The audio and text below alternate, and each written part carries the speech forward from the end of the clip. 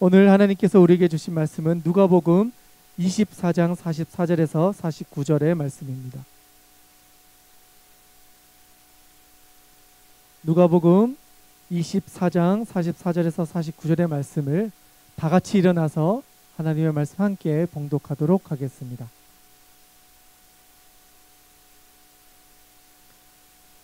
함께 하나님의 말씀을 봉독하겠습니다. 시작. 또 이르시되 내가 너희와 함께 있을 때에 너희에게 말한 바 곧 모세의 율법과 선지자의 글과 시편에 나를 가르쳐 기록된 모든 것이 이루어져야 하리라 한 말이 이것이라 하시고, 이에 그들의 마음을 열어 성경을 깨닫게 하시고, 또 이르시되 이같이 그리스도가 고난을 받고 제3일에 죽은 자 가운데서 살아날 것과 또 그의 이름으로 죄사함을 받게 하는 회개가 예루살렘에서 시작하여 모든 족속에게 전파될 것이 기록되었으니 너는 이 모든 일의 증인이라. 볼지어다 내가 내 아버지께서 약속하신 것을 너희에게 보내리니 너희는 위로부터 능력으로 입혀질 때까지 이 성에 머물라 하시니라. 아멘. 옆에 있는 지체들과 한번 인사하겠습니다. 잘 오셨습니다. 네, 잘 오셨습니다. 예배 자리를 통하여서 하나님이 주신 은혜를 누리고 또 삶의 자리에서 승리하시는 여러분 되시기를 축복드립니다. 여러분, 오늘이 작년 이맘때쯤에 청년 공동체 지체들과 함께 인도네시아 선교를 다녀왔습니다. 작년에도 인도네시아고 올해도 인도네시아인데, 작년에 갔던 마을은 깔리로꼬라고 하는 마을입니다. 그 마을은 어떻게 보면 높은 산에 중턱에 마을을 자리 잡고 거기서 살고 있는 사람들이 모여있는 마을이었습니다. 그런데 저희가 가서 했던 가장 중요한 사역 중에 하나가 공동체가 함께 쓸 수 있는 화장실을 짓는 일이었습니다. 그 지역에는요, 가면 자기 집에 화장실이 없습니다. 그래서 집 밖에 나가서 땅을 파서 거기에서 대소변을 보는 그러한 동네였습니다. 그래서 우리가 가서 그들에게 해줄 수 있는 가장 좋은 것은 위생적인 화장실을 지어주고 그곳에 살고 있는 사람들이 그것을 사용할 수 있도록 만들어주는 사역이었습니다. 그 사역과 함께 그 지역에 있는 많은 사람들을 만나고 또 어려운 집을 방문하면서 우리가 준비해갔던 선물을 나누어 주었습니다. 그 중에 한 사람이 참 많이 기억에 남습니다. 나른이라고 하는 자매였는데요. 결혼을 해서 3명의 자녀가 있었습니다. 그런데 남편은 그 집을 버리고 도망을 가고 시아버지와 3명의 자녀를 혼자서 키우며 아침부터 저녁까지 일하고 있는 한 자매였습니다. 너무나 힘들게 살고 있었고 시아버지를 복양하며 3명의 자녀를 키우는 것이 저로서는 도저히 감당할 수 없는 일인데도 그분은 그것이 자신의 운명이라 생각하며 아침부터 나아가 일을 하고 저녁 늦게까지 들어와서 그 3명의 아이들을 복양하는 것을 보았습니다. 그뿐만이 아닙니다. 그곳에 있는 많은 사람들이 그 비슷한 환경에서 살고 있었습니다. 너무나 안타까웠고 그들을 위해서 우리가 할 수 있는 것은 정말 기도하며 다시 이들을 만났으면 좋겠다 하는 마음들이 있었습니다. 그런 마음들을 가지고 있다가 올해 한 번 더 가자라는 결정을 내리고 이번에 2번째로 인도네시아를 가게 되었습니다. 이번에는 그 동네와는 조금 옆에 떨어진 동네로 가게 되었습니다. 징글롱이라는 마을인데 우리가 갔던 곳보다는 조금 더 넓게 자리 잡은 마을입니다. 작년에 갔던 곳보다 조금 더 많은 사람들이 있는 것이지요. 이곳에도 동일하게 화장실이 필요합니다. 그래서 그들이 쓸 수 있는 화장실을 건축하고 우리가 준비한 수련회와 어린이 사역들을 그들과 함께 나누려고 합니다. 그런데 여러분, 이곳에 이번에는 17명 청년들과 함께 가게 되었습니다. 준비하는 과정 가운데 참 쉽지 않은 일들도 있었지만 기도하면서 지금까지 이 자리에 왔고 화요일 날 출발하게 되었습니다. 여러분, 이 과정을 거치면서 참 많은 고민을 했습니다. 이번에 나아가는 우리 팀의 이름을 정하는 것이었는데 많은 청년들이 여러 이름을 이렇게 올려주었습니다. 이런 팀의 이름으로 갔으면 좋겠습니다. 이런 팀으로 했으면 좋겠습니다 하고 많은 이름들을 올려주었는데 그것을 보다가 참 많이 고민했습니다. 이 이름으로 하면 이게 좋은데 또 뭔가 아쉽고 하는 마음에 결국은 제가 결정하게 되었습니다. 청년들의 의사를 다 적극적으로 반영하고 싶었는데 뭔가 1%가 계속 아쉬운 거였습니다. 그래서 결국 제 마음 가운데 있었던 사도행전이라는 뜻을 가진 액치라고 하는 단어를 이번 우리 선교팀의 제일 중요한 단어로 가져왔으면 좋겠다 해가지고 이번 선교팀의 이름을 액츠인니라고 하는 이름으로 정해보았습니다. 여러분 혹시 액치가 어떤 뜻이죠? 행동? 네, 뭔가 움직이는 걸 말하죠. 그래서 사도행전에 보면 액치라고 영어로 표기하고 수많은 어떤 변화들, 움직임들을 기록하고 있는데 이 액치라고 하는 단어를 혼자서 이렇게 묵상을 하면서 우리가 이 땅을 살아가는데 하나님께서 우리에게 기대하시는 게 뭘까? 바로 움직임이겠구나라는 생각이었습니다. 특별히 선교팀에게 어떤 움직임을 원하실까?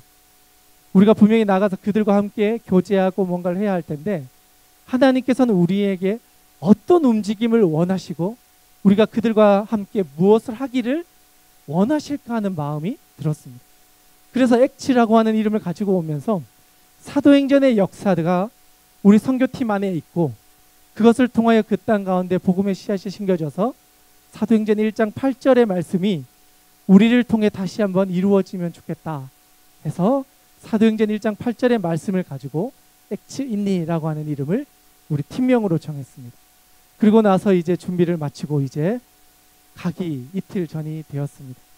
그런데 여러분이 액치라고 하는 단어를 사용하는 이 과정 가운데 사도행전에 나올 이야기들을 미리 예고했던 사람이 있습니다. 사도행전 1장 8절의 이야기가 진행되는 과정을 사도행전보다 먼저 쓰여진 책에서 하나님께서 이 땅 가운데 복음으로 인하여 예루살렘과 온 유대와 이 사마리아 땅끝까지 이르러 복음이 증거될 것이라고 하는 이 이야기를 이 사도행전보다 먼저 이야기를 했던 책이 있습니다. 여러분 혹시 어떤 책인지 아십니까? 맞습니다. 너무나 잘 알고 계신데요. 누가복음은 누가 지었죠? 누가가 지었습니다. 그러면 사도행전은 누가 적었을까요? 네? 네, 여기서 고민이 되시죠? 네. 누가복음하고 사도행전은 같은 저자가 기록한 책입니다. 그래서 어떤 분들은 사도행전을 전편이라고 누가복음을 전편이라고 하고 사도행전을 후편이라고 해가지고 누가복음과 사도행전을 한 권의 책으로 읽으면 좋다라고 많은 사람들이 권면을 하기도 합니다. 그런데 사도행전 1장에 나오는 이야기와 누가복음 마지막 장의 이야기가 연결된다는 사실을 여러분 혹시 아십니까?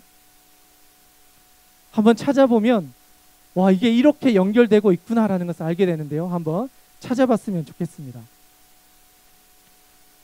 먼저 오늘 우리가 읽었던 말씀을 보고 그 다음에 사도행전이 어떻게 이어지는지 한번 봤으면 좋겠는데요.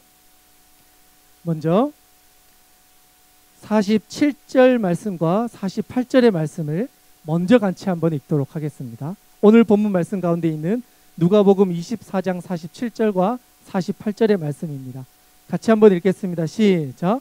또 그의 이름으로 죄사함을 받게 하는 회개가 예루살렘에서 시작하여 모든 족속에게 전파될 것이 기록되었으니 너희는 이 모든 일의 증인이라. 아멘. 그런데 여러분 이 이야기가 사도행전 1장에 이어진다라는 사실을 아십니까? 사도행전으로 한번 넘어가 보도록 하겠습니다. 사도행전 1장 8절의 말씀인데요. 너무나 잘 아는 말씀이지만 우리가 같이 한번 본문을 보면서 읽어보았으면 좋겠습니다. 같이 한번 읽겠습니다. 시작. 오직 성령이 너희에게 임하시면 너희가 권능을 받고 예루살렘과 온 유대와 사마리아와 땅끝까지 이르러 내 증인이 되리라 하시니라. 아멘. 누가복음 마지막 24장에서 이야기하는 것과 사도행전 1장 8절에서 이야기하는 것이 같은 흐름 안에서 예수님께서 그를 따르던 무리들에게 하셨던 말씀인 것을 우리는 확인할 수 있습니다. 그런데 여러분, 예수님께서 이 모든 사역을 하시면서 제자들, 특별히 예수님을 따르는 무리들에게 어떠한 변화를 주셨는데 그 변화가 어디에서부터 시작되었는가 하는 것은 오늘의 본문 말씀과 우리가 살펴볼 본문 말씀 전에 두 제자를 만나셨던 예수님을 통해서 우리가 확인할 수 있는데, 오늘 본문 말씀 전에 나왔던 두 명의 제자가 있습니다. 예수님께서 십자가에서 돌아가시고 부활하셔서 이제 승천하시기 전에 제자들을 만나러 다니십니다. 먼저는 부활하셨을 때 막달라 마리아와 함께했던 또 여인들이 예수님을 만났고, 또 베드로가 찾아가서 예수님을 만났습니다. 그리고 나서 예수님이 또 다른 두 명의 제자들에게 나타나십니다. 글로바라고 하는 제자와 또 한 명의 제자가 이제 예수님이 돌아가신 것을 알고 예루살렘을 떠나서 자기의 고향으로 돌아가다가 어떠한 한 사람을 만납니다. 그런데 그 사람이 그들과 함께 이야기를 하며 그 여정을 걸어갑니다. 그리고 그들에게 설명을 해줍니다. 지금 예루살렘에 이런 일들이 있었는데 당신은 왜 모르십니까? 그랬더니 그 사람이 설명하죠. 너희들이 만났던 그 사람에 대해서 설명하고, 십자가에 대해서 예수님의 죽음과 부활에 대해서 설명을 하고, 그 두 명의 제자들과 함께 끝까지 이야기를 하다 결국 저녁이 늦어서 그들과 하루를 보내게 됩니다. 그러면서 그들과 나누었던 이야기들을 기억했던 그 두 제자가 눈을 이제 열리고 예수님이라는 것을 알게 되면서 예수님이 사라지는 경험을 하게 됩니다. 그러고 나서 이 두 제자가 자기가 만났던 그분이 바로 부활하신 예수님이다라는 사실을 깨닫고 다시 예루살렘으로 돌아와서 그곳에 모여있던 사람들과 만남을 가지게 됩니다. 그리고 그 자리에 예수님께서는 나타나셨습니다. 예수님의 제자들이 모여있는 그 자리에 나타나셔서 너희에게 평안이 있을지어다 인사하시면서 두려워 떨고 있었던 그들에게, 예수님이 부활할 것을 믿지 못했던 그들에게 나타나셔서 예수님의 살아나셨음을 보게 해 주셨습니다. 그리고 그들에게 말씀을 하십니다. 너희들이 이제는 내가 부활했다는 것을 보고 경험한 증인으로서 이 모든 것을 전하는 일을 너희들이 이제는 감당해야 될 것이다 라고 말씀해 주셨습니다. 그리고 제자들은 이것을 위해서 예수님이 말씀하셨던 또 한 가지의 약속, 너희들이 그것을 하기 위해서는 능력을 받아야 할 텐데 이 예루살렘에 머물면서 하나님께서 주실 그 성령을 기다려라. 그러면 그 성령을 받아서 하나님의 그 사역을 감당할 수 있게 될 것이다 라고 약속해 주셨고, 제자들은 그것을 따라 그 여정을 가게 되었습니다. 그런데 이 과정에서 예수님께서 만들어 놓으셨던 중요한 변화가 있는데, 오늘의 말씀 가운데 45절의 말씀입니다. 45절의 말씀을 우리 같이 한번 크게 읽었으면 좋겠습니다. 같이 한번 읽겠습니다. 시작. 이에 그들의 마음을 열어 성경을 깨닫게 하시고. 아멘. 예수님께서는 분명히 자신이 죽을 것과 3일 후에 부활할 것을 이미 구약에서 예언되어져 있었다라고 말씀해 주셨습니다. 그런데 이 이야기를 들었지만 예수님을 따르던 무리들은 알지 못했습니다. 왜냐하면 그들의 마음이 여전히 아직 그 말씀을 믿을 수 있을 만큼 마음의 문이 열려있지 못했기 때문입니다. 그래서 예수님께서는 그들의 마음의 문을 여는 것이 이 모든 사역의 출발점이었다라는 사실입니다. 하나님께서는 우리 가운데 사역을 시작함에 앞서서 우리의 마음의 문을 여셔서 하나님의 일하심을 기대하게 하신다라는 사실입니다. 어쩌면 제자들은 믿지 못했을 겁니다. 구약에 예언이 되어져 있었고 분명히 메시아가 올 것을 알았지만 예수님이 그분이심을 믿지는 못하였던 것 같습니다. 그리고 살아나신 예수님께서 그들 앞에 나타나고 내가 바로 그다라는 것을 다시 한번 확증해 주시고, 그 모든 역사가 나로 인하여 이루어졌다. 내가 그 모든 예언의 완성이고 성취이다. 내가 바로 예수 그리스도이며 너희가 기다렸던 메시아다라는 사실을 다시 한번 깨닫게 해주셨습니다. 그리고 그 시작점에 그들의 마음을 열어서 하나님의 말씀을 깨닫게 해주시고 예수님을 받아들일 수 있도록 그의 마음을 바꾸어 놓으셨다라는 사실입니다. 그런데 여러분, 그 두 명의 제자가 예수님을 만났을 때에도 이와 비슷한 변화가 있었습니다. 한번 찾아봤으면 좋겠는데요. 24장 32절의 말씀입니다. 24장 32절의 말씀을 같이 한번 읽겠습니다. 시작. 그들이 서로 말하되 길에서 우리에게 말씀하시고 우리에게 성경을 풀어 주실 때에 우리 속에서 마음이 뜨겁지 아니하더냐 하고. 아멘. 예수님께서 하나님의 사역을 진행해 가실 때 먼저 그들의 마음을 만지셨다라는 사실입니다. 그들의 마음을 열게 하시고 그들의 마음을 뜨겁게 하셔서 예수님이 가르쳐 주셨던 그 약속이 이루어질 것을 믿게 해주셨습니다. 내가 믿겠습니다가 아니라 예수님께서 우리의 마음을 만지셔서 그것을 믿게 하셨고 그것을 행할 수 있도록 우리에게 역사해 주셨다라는 사실입니다. 그리고 누가는 이것을 누가복음에서만 그치는 것이 아니라, 그렇다면 이 터치로 인하여 시작되는 움직임들이 어떻게 실현되어져 가는가, 그것을 내가 한번 적어보아야 되겠다. 그래서 시작된 것이 바로 사도행전이라는 사실입니다. 하나님의 움직임, 하나님이 우리를 어떻게 바꾸시고 우리를 통해 어떻게 일하실까, 그것을 기대하며 그것을 적어갔더니 바로 사도행전이라고 하는 그 긴 여정이 정리가 되었다는 사실입니다. 그리고 이 누가는 끝까지 그것을 기록하며 하나님이 어떻게 역사하셨는가를, 하나님의 움직임을 성경에 기록하는 저자로 남아 있게 된 것입니다. 어쩌면 이 역사는 지금도 이어지고 있는지도 모릅니다.